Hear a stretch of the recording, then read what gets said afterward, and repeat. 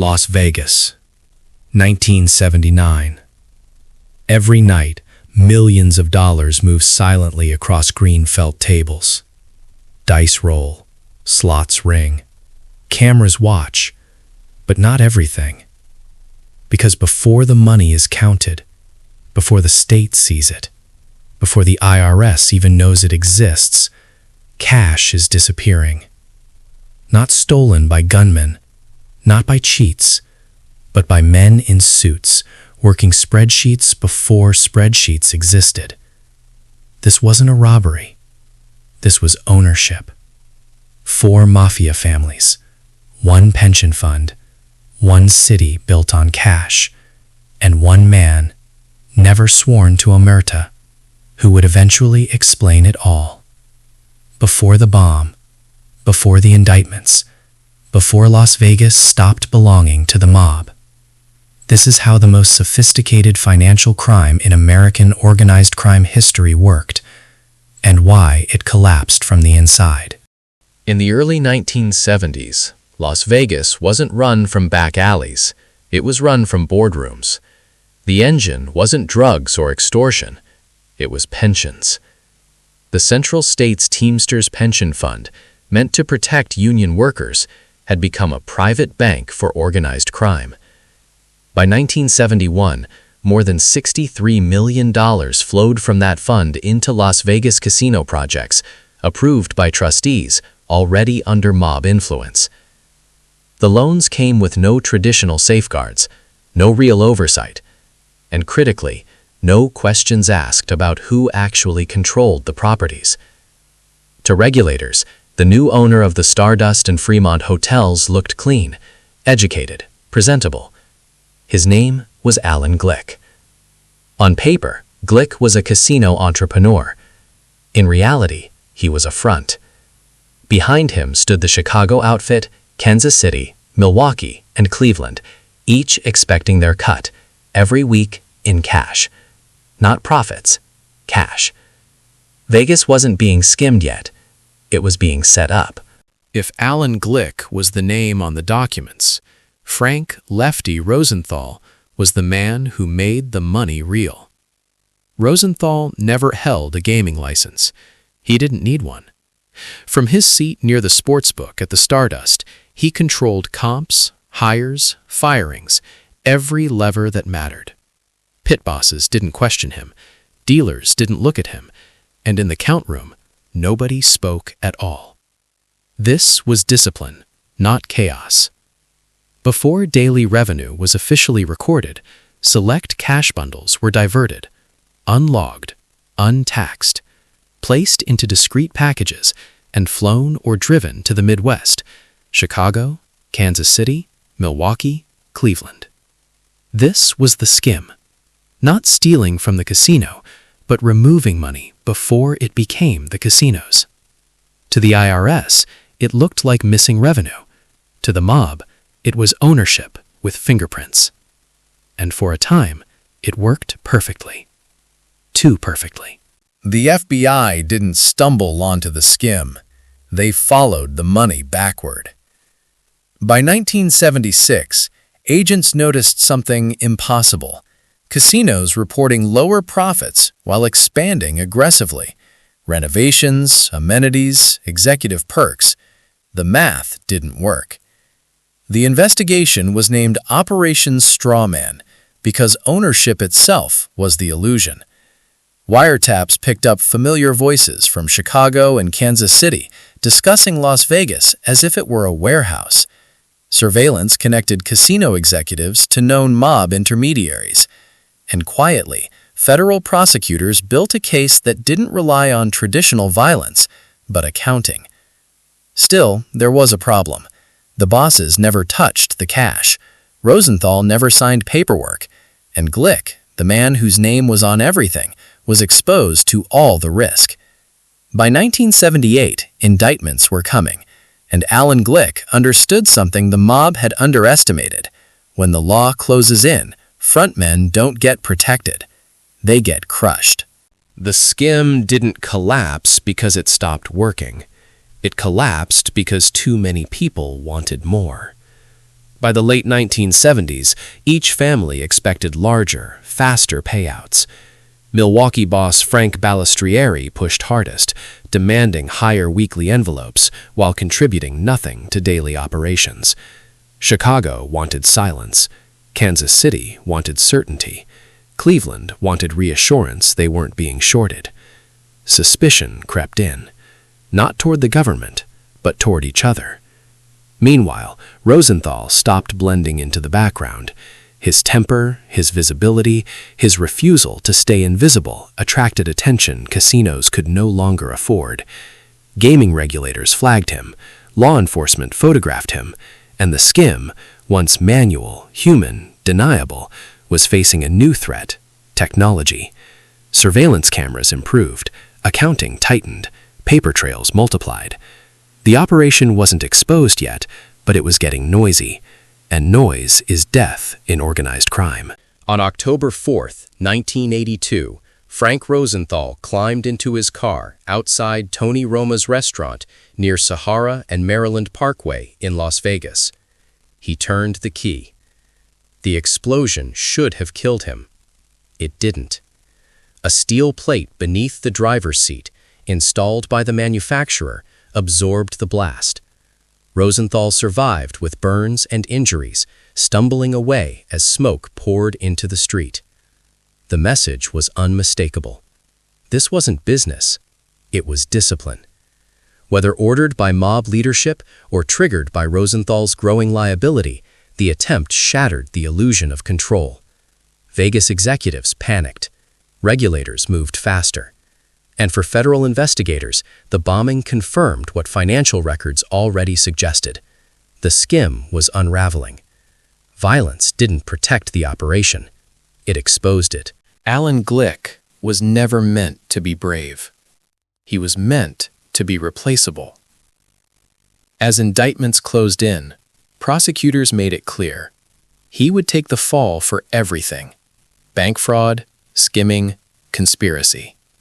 The families would deny knowing him. There was no omerta for a man who never took the oath, no protection, no retirement. Faced with decades in prison and fully aware that silence wouldn't save him, Glick chose survival. He cooperated. His testimony didn't destroy the mob. It mapped the pipeline. Who approved the loans? How cash left the count rooms? Where it went afterward. For the first time, 4 crime families were tied together in one federal case simultaneously. The Skim hadn't ended yet, but it had been explained. And once explained, it could never exist the same way again. The courtroom, not the street, became the killing floor. Beginning in 1983, federal prosecutors rolled out a case unlike anything used against organized crime before. No informants from the families themselves, no murder witnesses, just records, timelines, and a frontman who explained how the machine worked. Bosses from Chicago, Kansas City, Milwaukee, and Cleveland were convicted or forced from power, not because they were caught stealing, but because ownership itself was proven to be fraudulent. This mattered. For the first time, the government demonstrated that control without paperwork was still control. Sentences followed. Pension fund reforms followed. Casino licensing rules tightened. The mob wasn't destroyed, but its ability to openly dominate Las Vegas without constant violence was finished. This wasn't an ending. It was a structural collapse. When the mob left Las Vegas, something colder arrived. Corporations didn't skim. They optimized. Publicly traded companies absorbed casinos, replacing cash rooms with digital audits and human relationships with algorithms. Tax avoidance didn't disappear, it evolved. And the IRS, once desperate for missing envelopes, now negotiated with armies of accountants. The violence dropped. So did the intimacy. Old dealers remembered when gamblers were known by name, when comps were personal, when discipline came quietly instead of through policies and signage. The city became safer, on paper, more profitable, by the numbers. But the romance was gone. Vegas no longer belonged to anyone. It belonged to shareholders. History simplifies stories. It always has to. Alan Glick didn't end the Mafia. The Mafia ended this version of itself. Greed fractured trust. Visibility replaced secrecy. And technology eliminated plausible deniability. Glick didn't betray a brotherhood. He escaped a machine designed to discard him. The Skim wasn't immoral to the men running it. It was ownership avoiding taxes, investors, and oversight. What killed it wasn't betrayal alone. It was scale. Once too many hands reached in, once the operation got loud, once the math stopped lying, Las Vegas stopped being a place the mob could hide. And that, not one snitch, is what really changed organized crime forever. There were no guns in the count room. No shouting. No threats. Just rules. Men sat shoulder to shoulder under fluorescent lights, counting stacks of cash with mechanical precision. No talking. No eye contact. Everyone understood exactly why. This wasn't fear. It was professionalism. Mistakes weren't punished loudly. They were remembered. For those who worked inside, the Skim didn't feel criminal. It felt procedural, like payroll.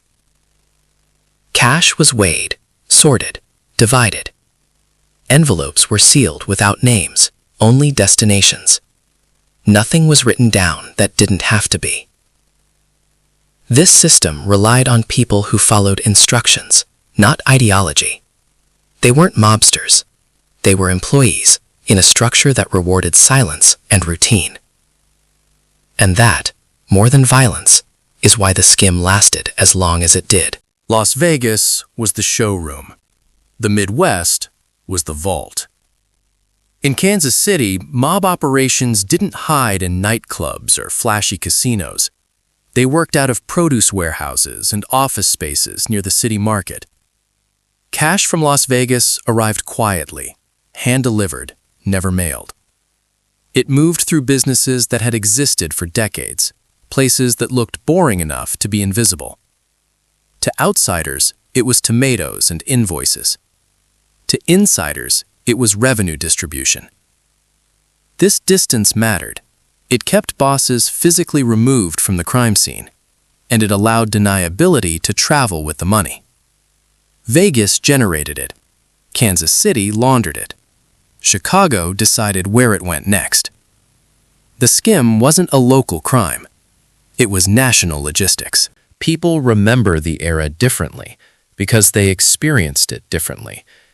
Gamblers remember being known. Employees remember order.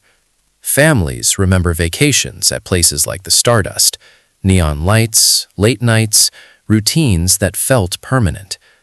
And for most visitors, it was safe. The violence stayed backstage.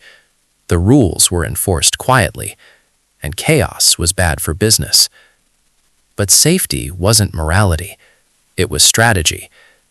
The same discipline that kept casino floors calm also crushed anyone who became inconvenient. The system felt stable until it didn't. What people miss isn't crime, it's certainty. And certainty, once lost, never really comes back. Even without betrayal, the Skim was running out of time. By the late 1970s, casinos were changing faster than the men controlling them.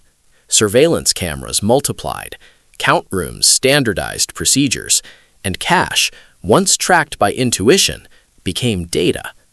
The Skim relied on humans doing things before systems noticed, but systems were learning.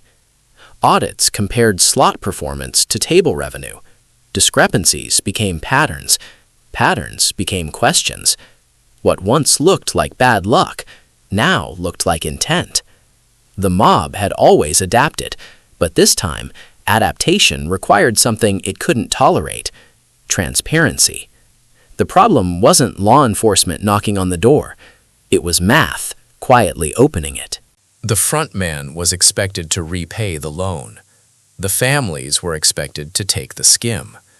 Both wanted everything. Alan Glick was squeezed from every side. Loan payments due, skim demands rising, and regulators asking questions he couldn't answer without lying for people who wouldn't protect him. Had the families forgiven the debt, Glick would have had no incentive to talk. Had they reduced demands, suspicion might have cooled. But greed doesn't compromise. They wanted total control, total profit, total silence. And silence only works when everyone believes it will be rewarded. Glick didn't believe that anymore. Neither would anyone else in his position. The Mafia blamed snitches for everything. It still does. But omerta was never universal. It was selective. It applied to made men, those sworn in, protected, and rewarded. Alan Glick was none of those things. He was a buffer, a liability sponge, a man designed to absorb impact when the structure shook.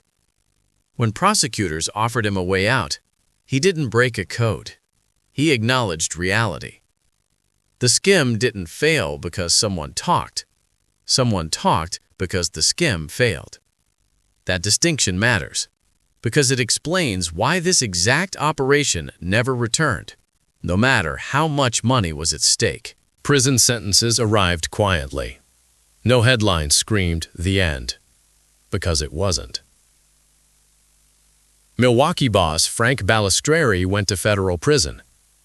Chicago's influence fractured. Kansas City's hierarchy thinned. Cleveland lost its Las Vegas pipeline. But organized crime didn't disappear. It adjusted. The convictions didn't punish violence, they punished structure. The ability to secretly own casinos, move pension money, and extract cash at scale was gone. That was the real loss. The mob could still earn, it just couldn't dominate Las Vegas the way it once had. Openly, systematically, and across multiple cities at once. For the first time, the cost outweighed the reward. History prefers villains and heroes. This story had neither. Over time, the narrative shrank. One snitch destroyed the mob. It was cleaner that way, easier to explain. But insiders knew better. They knew the skim collapsed under its own weight. Too many hands, too much money, too much attention. Rosenthal became a symbol of recklessness. Glick became a symbol of betrayal. And the families became symbols of a past people either romanticized or mocked. The truth lived in the middle. And middle truths don't trend. Ask 10 people what changed after the mob left Las Vegas, and you'll get 10 answers. Crime dropped. Corporations rose. Rules multiplied. Some say the city became safer. Others say it became colder. What's undeniable is this. The skim represented a moment when human systems, trust, fear, routine, outpaced technology. Once that balance flipped, the era ended. Not with gunfire, not with revenge, but with audits. And audits don't care about loyalty. On November 1, 2006, the Stardust Hotel and Casino was imploded. Decades after the skim, decades after the trials, tourists watched from behind barricades as the building collapsed inward, dust rising where money once disappeared quietly. There were no speeches, no memorials, just a structure erased. For some, it was progress. For others, it felt like memory being demolished. The Stardust wasn't destroyed because of the mob. It was destroyed because Las Vegas never stops replacing itself. What mattered wasn't the building. It was what had happened inside, and how long it went unseen. Some men went to prison. Some died free. Some disappeared into anonymity. Frank Rosenthal never returned to power. Alan Glick vanished into witness protection, carrying knowledge no one would ever fully verify or refute. The bosses became names in court records, then footnotes. No one won. The Skim didn't end in glory. It ended in quiet consequences stretched across decades. That's how real power usually dies. Today, Las Vegas is louder, brighter, and more controlled than ever. Cash is tracked digitally. Players are ranked by algorithms. Surveillance never blinks. Nothing disappears anymore. But money still moves. Influence still concentrates, and power still prefers distance from consequences. The Skim didn't invent corruption. It exposed a truth that never went away. Systems don't fail because of criminals alone. They fail when incentives align too perfectly. Only the methods change. The story of the Las Vegas Skim isn't about a snitch, and it isn't about the Mafia. It's about scale. A system grew so large it could no longer hide behind loyalty, fear, or tradition. It demanded silence from people it refused to protect. When that silence broke, it wasn't betrayal. It was gravity. Because no operation, no matter how disciplined, survives when everyone wants everything. That's what really ended the mob's reign in Las Vegas. Not one man talking, but the math finally telling the truth.